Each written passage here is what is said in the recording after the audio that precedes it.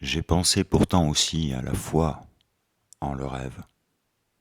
Quand je me suis réveillé sous l'afflux soudain d'une émotion si grande que mon âme ne la pouvait contenir, j'ai su au même instant, d'une façon sûre, ce rêve me parlait, et ce qu'il me disait avec une telle puissance bouleversante, il était important, il était crucial que j'en prenne connaissance.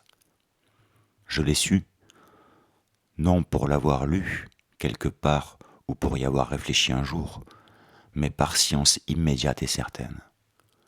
Comme il arrive aussi quand quelqu'un te parle, et peu importe que tu le connaisses ou que tu le vois pour la première fois, que tu saches de façon sûre et sans avoir eu à te sonder que ce qu'il te dit est vrai.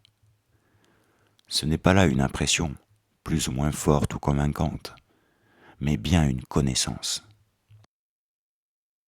L'impression peut te tromper, mais non cette connaissance-là.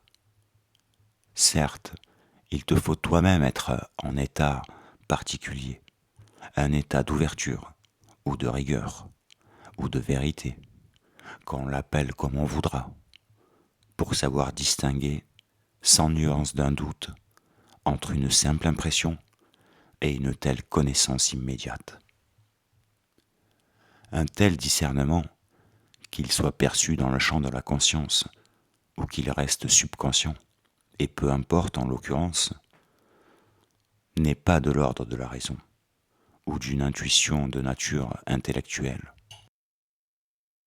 C'est un acte de perception d'essence spirituelle.